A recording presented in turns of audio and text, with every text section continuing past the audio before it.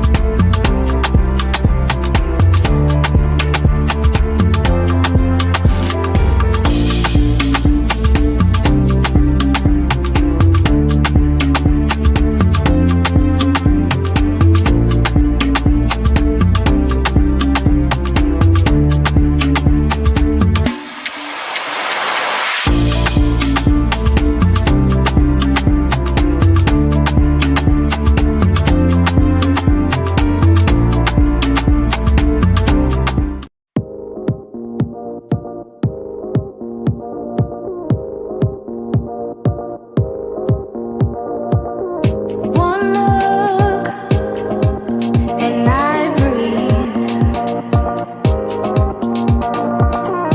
One touch feels skin deep. A picture perfect, underserving.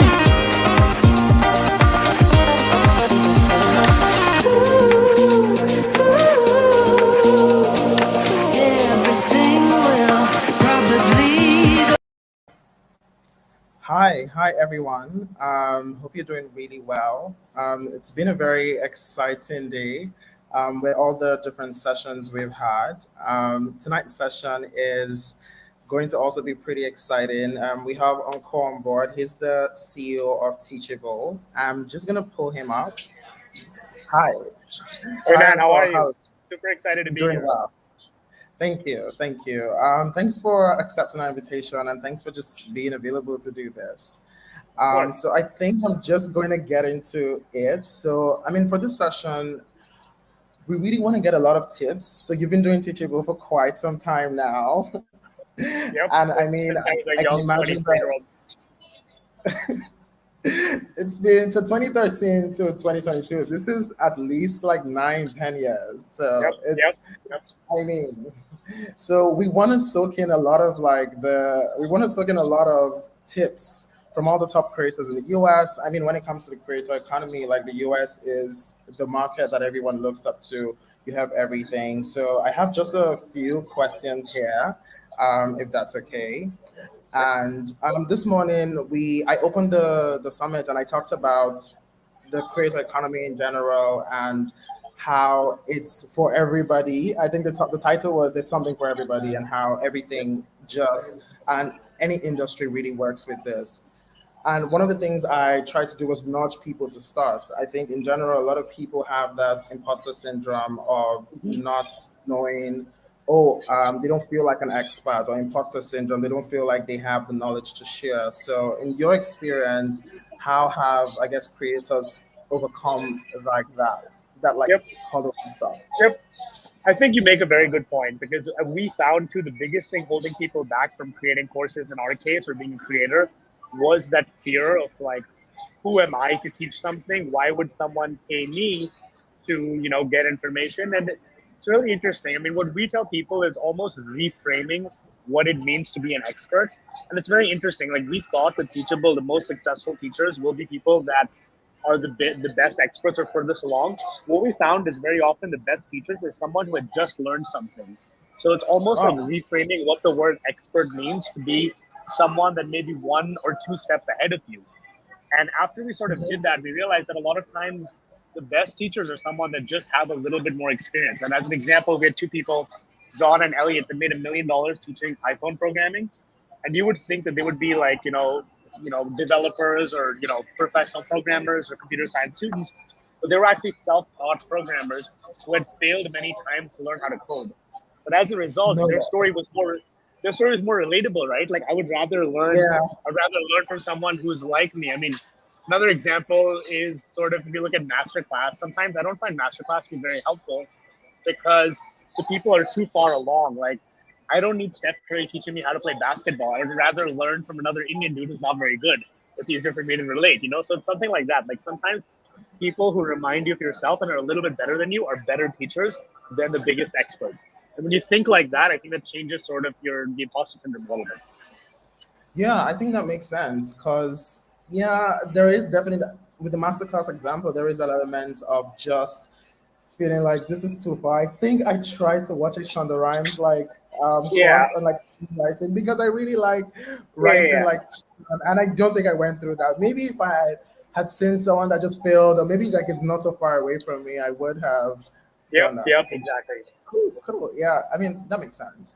So there's a big debate when it comes to like digital products. So there's like, oh, you have to build your audience first, or you have to make the product first. And I mean, a lot of people like lean to like different sides, and there's so many like good arguments on which Yep, side to go with. Where do yep. you stand?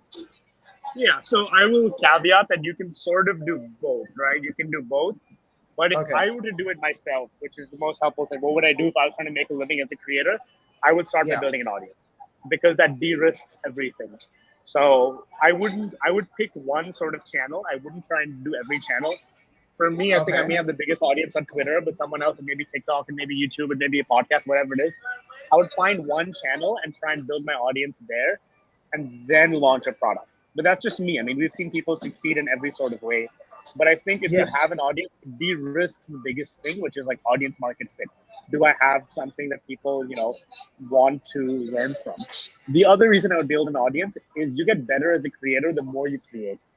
And very often social media is helpful because you create lots of bits of content continually Yeah. and you iterate and you get better. Versus, let's say I create a course sort of in a void or whatever, you're not getting that feedback loop. In social media, every tweet you make, every video you post, it's a little bit of a feedback loop. You see, oh, this one did well, this one didn't do well. You iterate, you get better at it. So as a result, I would, create an audience through social first, learn a little bit about myself, learn a little bit about what kind of content works, and then create a product. That makes sense. So earlier today we had a session with this like big creator, Trisha Bees, where someone in the audience asked the question, how can I the question was somewhere framed around like how can I start selling digital products and do it very fast? And she Yep. was like, you should remove that part of doing it very fast. Because my thing with like building an audience first, as opposed to I guess a product first and then maybe using ads to market is I guess it's kind of a slower approach, Yep. if that's correct. Or at least it takes more time Yep. because I guess I have to build my audience. Maybe I take 6 months doing that at the Yep. end of the day Yep. and trying to Yep. like cultivate that.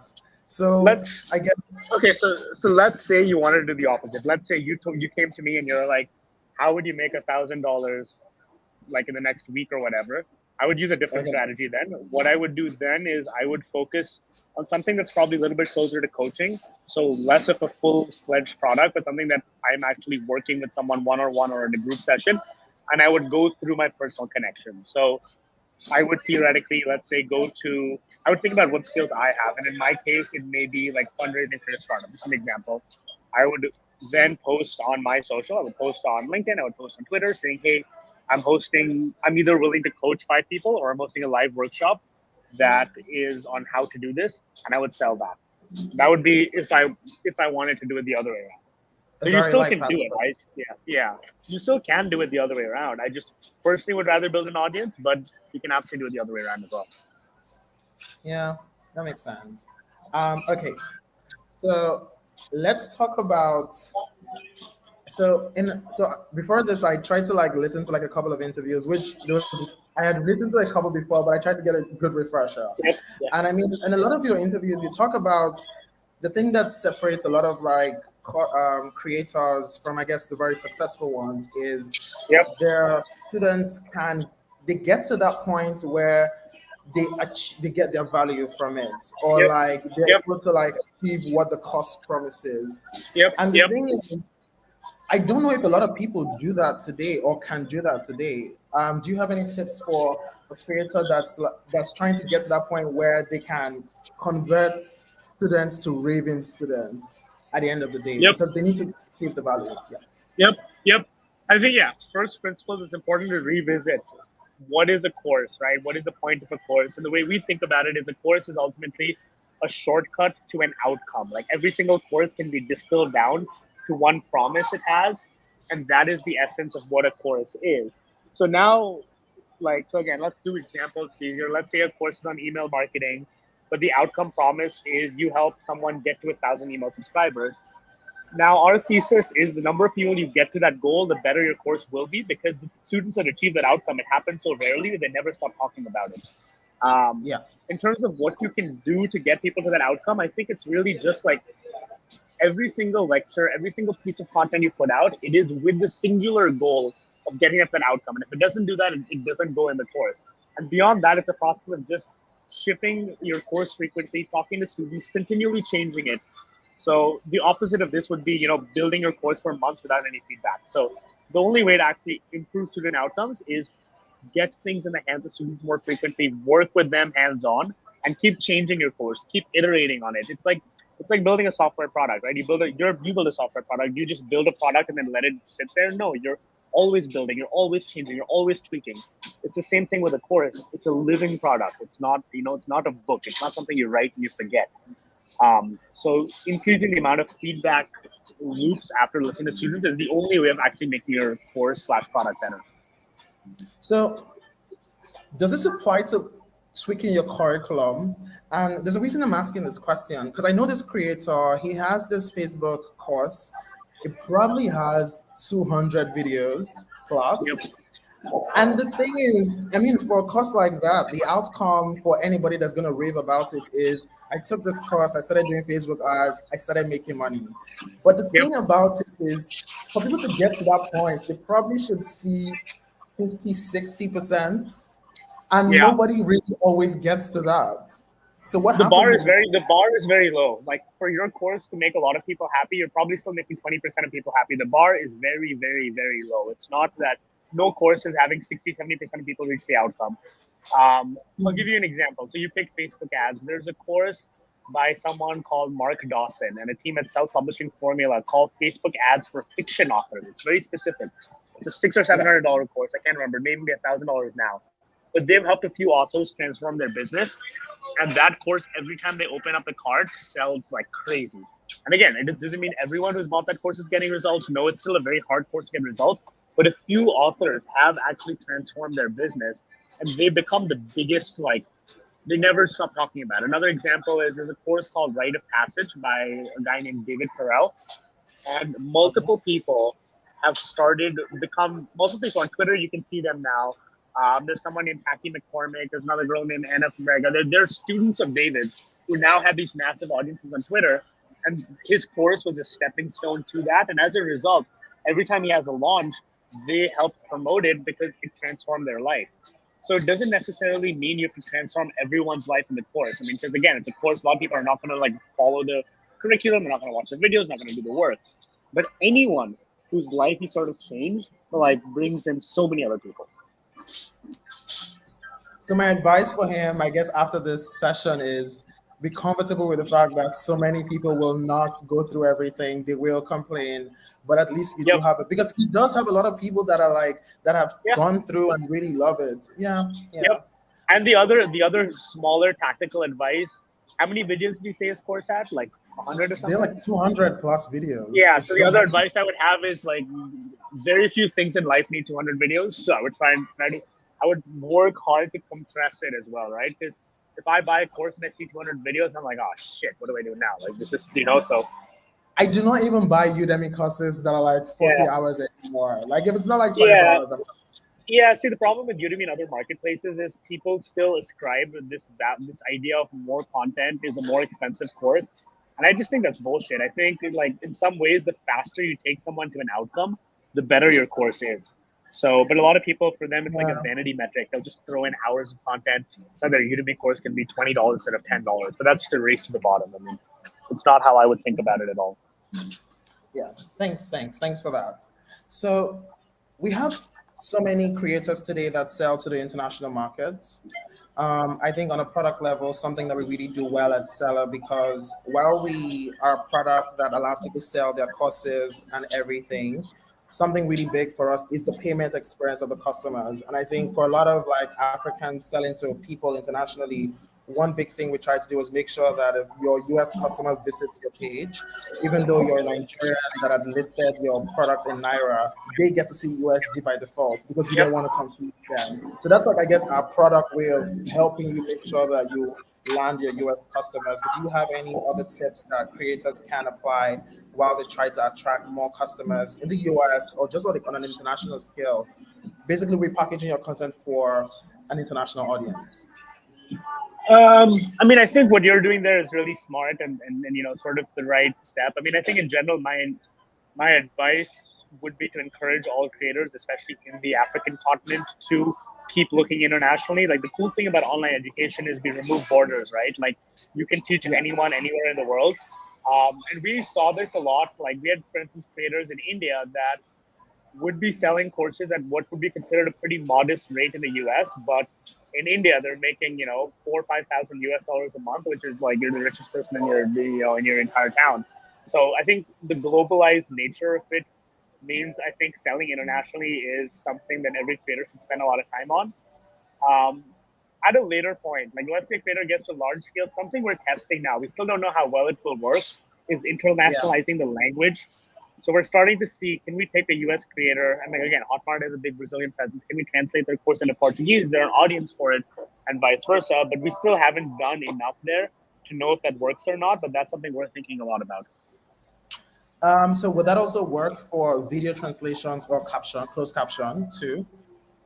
That's what we're trying to do. So we're trying to start by like paying to have someone's courses either like transcribed and translated, and then sort of seeing if we can help them with go to market in another region if it actually makes a difference. But again, we're still very early there, but we want to experiment a lot over there.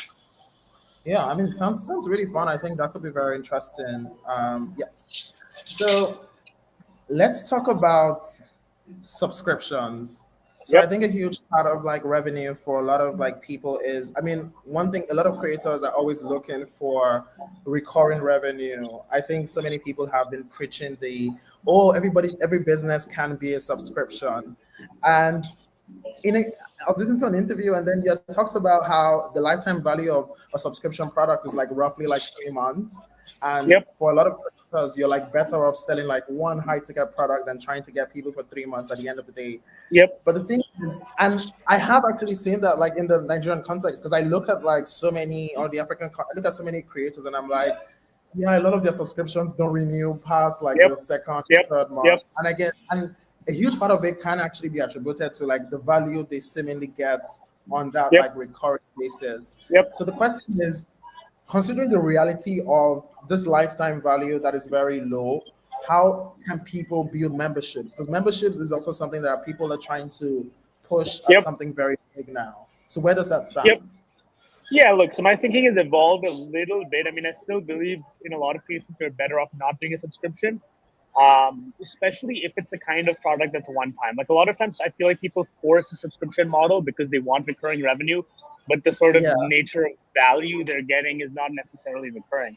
So, what we suggest a lot of times in between is payment plans where it's not true recurring revenue, but you can sell an expensive product in monthly installments. So, we see a lot of people, breaking that down and selling their product for 3 installments or 6 installments or whatever, where it still ends. But now, let's say, I think your question was still, let's say someone wanted to do a subscription, what advice would you have for them? I think in yeah, that case, I would think long and hard about what are the things that provide recurring value. So it's not just content. It may be community. It may be like monthly live sessions. It may be something that requires that where people truly get value on a recurring basis. And I'll try and bundle that into my product so it's not just information. Um, Monthly subscriptions are really, really, really hard just for content. I mean, think about like very, very hard. yeah, like think about what we pay like or what you pay Spotify or Netflix or whatever for like such a massive library of content, right? And it's Yeah. it's very hard to compete with that. So again, my advice is if you are doing monthly subscriptions, throw in community, throw in like live sessions, throw in things where people are truly getting value and maybe even access, and then bundling that as part of your product. Yeah, that makes sense. I think I if I also like look at the very successful membership groups, so one is a WhatsApp group where they share. It's like a WhatsApp group for singles where they kind of share that community, and I actually think of the fact that it's because of that very consistent value that people get that Yep. they are able to like stay on board every time. Yep. Okay, so we're almost done. I think so. Another big sector is pricing. So people are always very concerned. What do I price my product? Am I underpricing? I've also just seen so many. There was a time I had a live, and I also talked about like the things for like digital creators too. And pricing was also a very big thing because I see so many people like underpricing in so many cases and just like losing money. Yep. There was this case of this Kenyan merchant, and he was selling manuals for farming. So, e.g., like a Yep. poultry manual for Yep. like less than $1. Yep. And I had to like, it was like an ebook. I had to like send him a message on Instagram saying, "Hey," he said, "just so you know, this could go for like $10 in like Yep. Yep. Nigeria. Can Yep. you stop doing what you're doing?" And I Yep. think, and he was like, "Well, I don't know, people might not buy." And I was like, "It's okay. It's okay if maybe your immediate surrounding or maybe a few Kenyans might not buy, but you know that we have this thing where I can set like 100 naira and then set like $100, and because Yep. we relocate like You look at the the geo. Yeah. they get to see, and it's like I'm like, can you try that first? Because the people that Yeah. you're selling to are probably going to like look at your pricing and think this doesn't look like a solid product if it costs like this little. So what's your most valuable advice on pricing? Yeah, I mean, I think you hit the nail on the head. I mean, by default, most creators, especially if you're new to it and you're not a complete sociopath, you're probably gonna not think your information is worth enough, and you're gonna undercharge. So going in with that knowledge that you're very likely to undercharge, and I would advise people to sort of overcompensate in the other direction. Like we found most of our creators can double their prices, and we tell a lot of them too, and see no difference in their conversion rate. So literally can make twice the money by doubling their price. So my advice to a lot of creators would be, whatever you feel comfortable with, chances are your true price is higher than that, and sometimes more than twice as high as that. So very often I would tell them charge more, double the price, and if that makes you uncomfortable, go back to your value proposition and see what you can do to make your course be worth more. The other tip I have is every time you relaunch your course, increase the price just a little bit. This also has the other benefit of rewarding the people who buy it early, since they sort of lock in the old price. So I don't know. General Oh, pricing is the biggest sort of leverage point, and almost always we push people to go higher. In terms of our data, we see the average point of a course on Teachable, which bear in mind it's an international US based audience, so I wouldn't look at the raw numbers. It's about $100 right now, and it's pretty consistently kept climbing. yeah, that's really nice. Okay. Yep. So that's for people that I guess have a product, have a book, have a course that they want to sell. And I guess people should consider doubling their price. And if they're not very comfortable, they should go back to the value and say, "Oh, what can I change to actually match up this ask that I'm making?" Yep. So how about high ticket products? High ticket products, everybody wants to sell high tickets because I mean, I could make $100 Yep. selling 10 books, or Yep. I could make $100 selling one coaching service to one person. Yep. So, what are some tips for anyone looking to at least just venture in like very high ticket products today? Yeah. So, I mean, firstly, it's interesting you say that. A lot of creators I meet who start like that eventually get to a point where they obviously want to sell high ticket, but they don't want to trade their time. They don't want every additional sale to be additional work they want to do. So, I think the ideal Hmm, place for a lot of creators is high ticket but low manual effort. So, not necessarily coaching, but like maybe a high end course with like group coaching or something like that. yeah. I mean, look, again, my advice is work your way up there, and also like once you're there, payment plans are very very important, where you break down $1,000 purchase into five payments of like $250 or whatever. It becomes a lot more approachable for people to actually do. So I think that's really important. I think high ticket in general, I think it's where you want to end up. You want to end up where you sort of have your one signature product, flagship product, whatever you want to call it. You only sell it maybe 1 to 2 times a year. So you create latent Okay. demand. Like you can't sell your high ticket all the time. Your high ticket has to be available only for a very short period of time, where you launch it for 3, 5, 7 days every 6 months or so. and have everyone who wants to buy in that period of time, and then just work with them to create really good results, testimonials, and then launch it again. That makes sense. Cool, cool. Thanks. Definitely pace the launches. Yep, Obviously, you can sell too many times. yep, Yeah, that's and also like walk your way to that point. And I guess yep. don't start charging like $1,000 on your first day of like offering a Yep, service. a, I mean, a good depending a on good a good creator I would look at for who I think has kind of done this very well is someone called Tiago Forte. He's he has a course called Build a Second Brain, and the course used to be a few $100s, and he's I think now it might have been I don't know $1,500 to grand. It's like going up every time, but he's sort of yeah. done this in the right way where you start at a few $100s, you just keep making the course better and better and better, keep raising the price every single time, create this army of successful student testimonials, and now every time he launches this course, there's this latent demand, people who've wanted to buy it for a while that can then buy it in that period of time. You've talked about so the two things I want to touch on because it seems so for a lot of courses that we have, so I know that there are courses that some people like launch twice a year, but I guess for a lot of people, they don't actually have launches. They kind of just release a course once and kind of promote it. So I guess what's really the pro of closing like the membership for X amount of time and then opening it at X amount of time doesn't for like a high ticket cost that seems to be 100% fine. Before I guess a moderately low ticket cost I should I think is I that think humans are we are all inherently lazy. So if I can buy something whenever, I may buy it never, right? But by having a short launch period, you make me as a buyer think about how badly do I want this? Because if I don't buy this today, I may not know when I can next buy it. So I think that is very powerful, especially when combined with a 30-day money back guarantee where you're like, hey, if you're curious about it, you can buy it now and you have 30 days and I'll give you all the money back. So I think the combination of pairing a launch with a 30-day money back guarantee is a very powerful motivator to get people to actually act and buy. That's cool. And then the second thing I was probably going to mention is payment plans. The irony is, I think payment plans as a feature on Seller didn't, I think it came up as a mistake because we had Yeah. built a subscription product Yeah. for people. And then I think the idea was They just would like they would like hack to, around it and like cancel it after a while and basically they make yes, payment plans for the product. Yeah.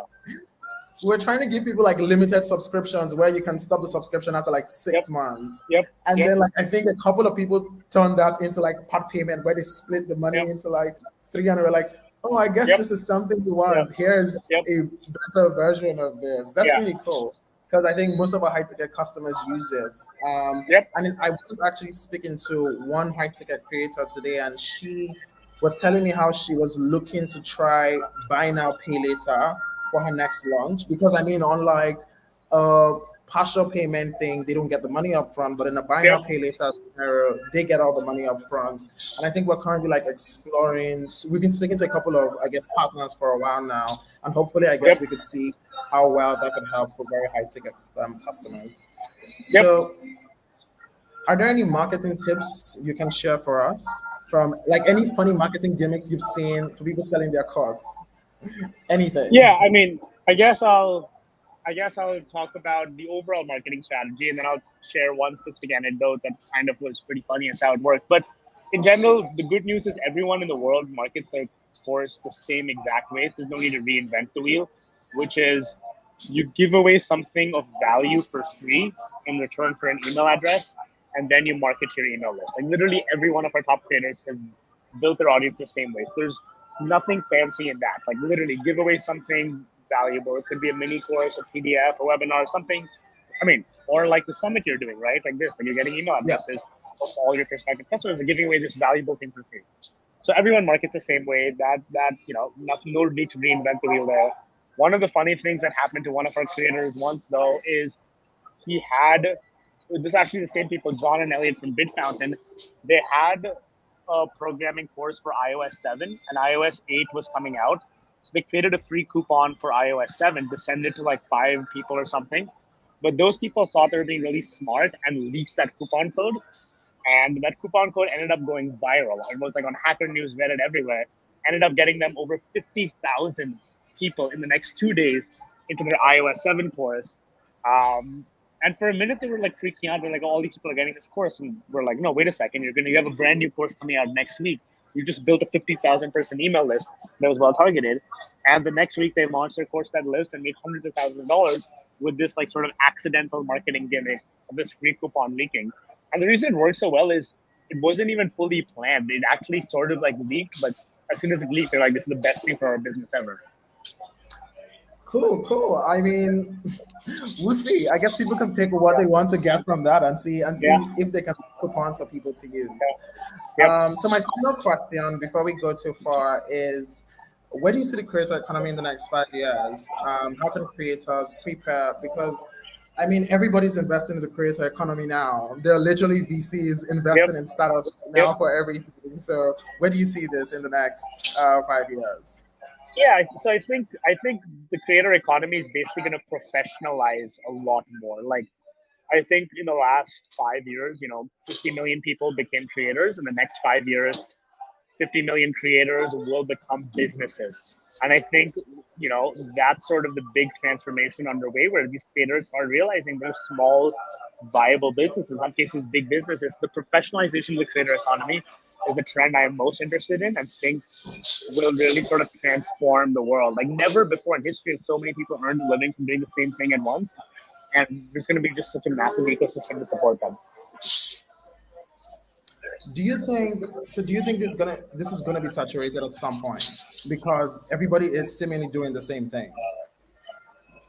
I don't think it's going to be saturated in the way that like I just think specialization will start to matter, right? Like we can all learn from people that we better connect with, and I think as a result, like the world can support lots of sort of people being creators in their own small niche way. Like I think we're moving to a world where we all have sort of our audiences, whether it's on social media and so forth, and it just will become the default way of everyone sort of earning a living. That's cool. Yeah, I think I can definitely agree with that. So before we take any questions from the audience, because we're almost out of time, I do have some personal questions, if that's Yep. okay. Yep. So if you weren't doing Teachable, what would you be doing? Yeah. So I wasn't very good at it, but my childhood passion was to be an international level cricketer. I did that till the age Oh, of 17. I did that till the age of 17, and very candidly, if I could achieve that goal, I would trade Teachable and all of that to play sports. So in a heartbeat. wait, but do you still play? I play a lot less. I grew up in a country called Oman, and I played for the Oman under 17 team. Played at the Asian level or whatever, but wasn't Okay. quite good enough to be fully professional. But yeah, it's been my first love. It's been sort of my underlying passion all along. So Okay. Okay. That's great to know. yeah, So don't fight me, but I wouldn't say I'm a The Weeknd fan. I feel like I would yeah, listen to like a couple of like I yeah, would listen to like songs that play on the radio, but I know that you really love The Weeknd. yep. So if So I you just have want to bad like, taste. I take it.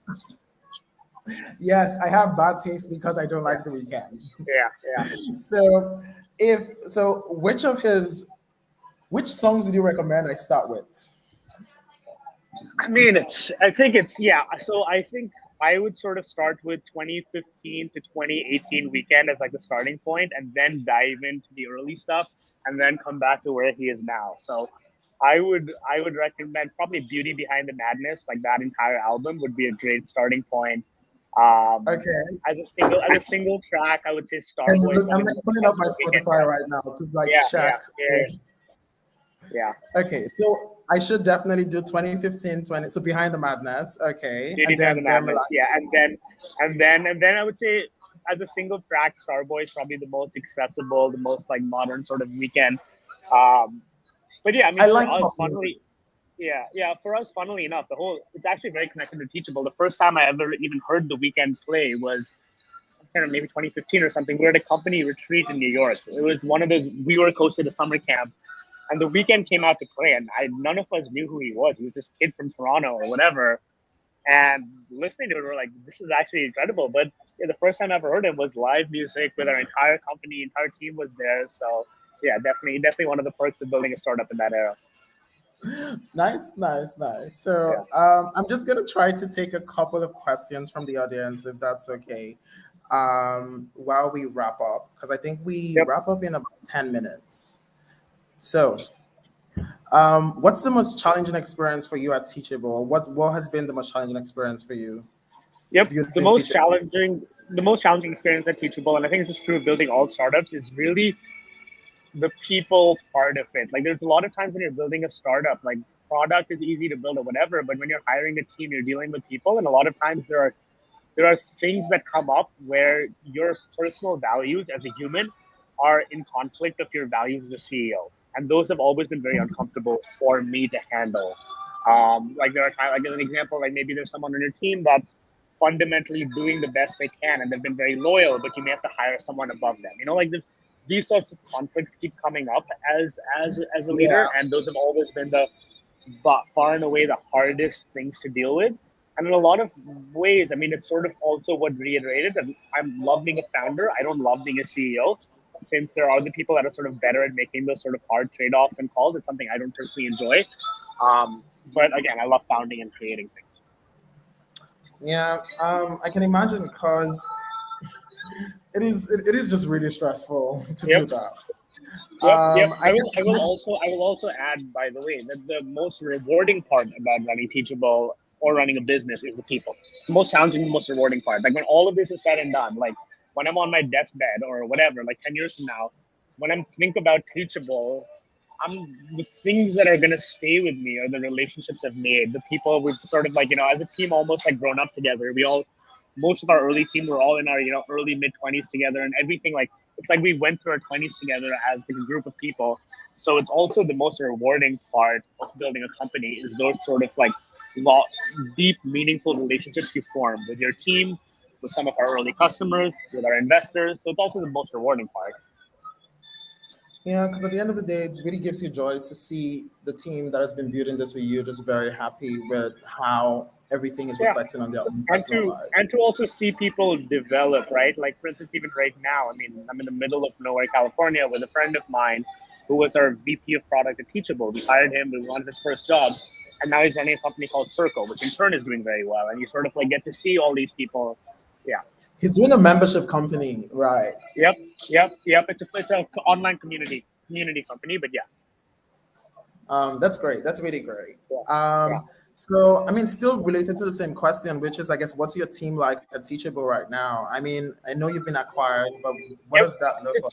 It's evolved a lot. I mean, at this point, we're about a 60 million ARR, 200 plus people. It's gone into a stage now where I am no longer running day to day. We have someone else running the core business day to day. I'm overseeing it strategically from Hotmart. I'm a member of the Hotmart board, and but we're a grown up sort of adult team. Like for a long time, we would always joke we're a bunch of kids that had no idea what we're doing, and now we're a pretty professional sort of setup where we have mature grown up executives that actually know what to do. I've stepped back from day to day, so it's the stage where they are better to run it than I am. But yeah, I mean, it's a 200-person company. The overall company is about 2,000 people. It's a very different world from being a few kids in Brooklyn. Yeah, I can imagine that. So, I Yeah. mean, I am curious. At what point do you think you transition to the point where you're like, okay, we're still figuring this out. We don't really know what we're doing. To the point where you think, okay, we actually know what's happening now. It sneaks up on you. I would say like the point at which we thought like we had a real business and we kind of knew what was happening was roughly at when we are making about $1 million in annual run rate, which probably was 2-ish years in. But it sneaks up on you. You never quite feel like you've ever figured it out. You're all like, at least for me, I was always like nervous that like we will never again grow the business. Last month was the last month of growth. We are completely dead. Like that sort of paranoia was always there. But at some That's point, my you look life back and every you're like, day. yeah, yeah. At some point, you look back and you're like, hey, it's actually a real business. So This is actually working. Maybe, yeah, maybe, maybe yeah, this is maybe, yeah, yeah, maybe this will work. yeah. Okay. I think I would take one more question before we go, and it is, I guess, how difficult was it for you starting? I know that you had started because you wanted to solve a problem for yourself, Yep. and Udemy also decided to be shitty at some point, and Yeah, that gave you. yeah. But then again, it turns out the audience you wanted to take from Udemy was also not that big. So how, Yep, I yep. guess, how difficult was everything for you So, moving I from? mean, all things considered, I think starting Teachable in itself was relatively easy because early on we built something that people wanted.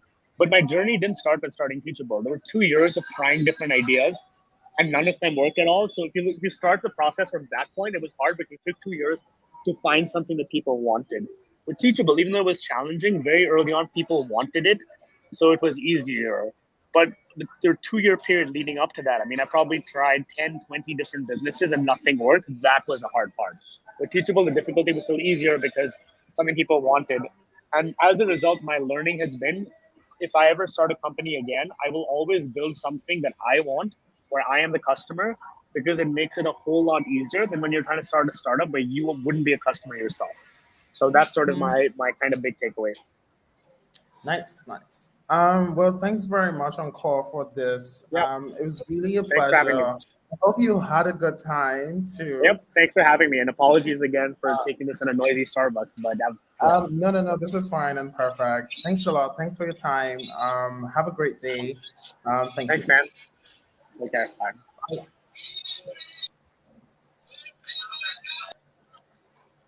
Hi everyone. Hope you had a really amazing time. Thanks a lot for joining. We have one more session today. Hi Mab Academy. Thanks a lot. Hope you had a very interesting time. I know you talked about this on Instagram when we announced it, so thanks a lot. Thanks to everyone that tuned in. The replay is definitely going to be available on YouTube, and I hope everyone learned so much. There are definitely so many tidbits that we can't wait to like share on social media and share everywhere because there were so many gems that Encore shared. So we have one more session tonight. It's with Mylene. She's so amazing. She runs Era War. I think her session comes up in roughly like 30 minutes or an hour. So very excited for her to come on. Can't wait. Have a nice time. Thank you. Hey there! Do you have courses, ebooks, or any digital products you would like to sell to a global audience? Do you know the platform you use is very important to how much sales you make for your digital products? Selar makes selling digital products easy, and we have all the tools you need. Trusted by over 10,000 creators in Africa. On Selar, you can sell ebooks, courses, memberships and subscriptions, services, events and webinar tickets, and really any kind of digital product you can think of. In less than 5 minutes, you can create an online store on Selar and sell your digital products to anyone, anywhere in the world.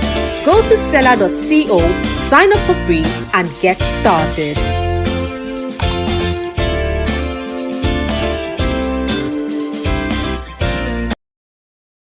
Hi guys, my name is Lucky Elahor and I am a digital creator. One of the things I love about Selar is the ease and simplicity it provides for me to be able to transact with clients and students from all over the world. Selar has so many amazing features that I really love, so it would be hard to pick a favorite feature. But if I'm to really pick my favorite feature on Selar, as a queen of automation and someone who likes to lay a bunch of products together because I don't want to leave any money on the table, I would say my favorite feature on Selar right now is upsells and cross-sells. I love this feature so much because it allows you to sell related products or even sell the premium offer after someone buys. I love Selar so much, so you should definitely try it.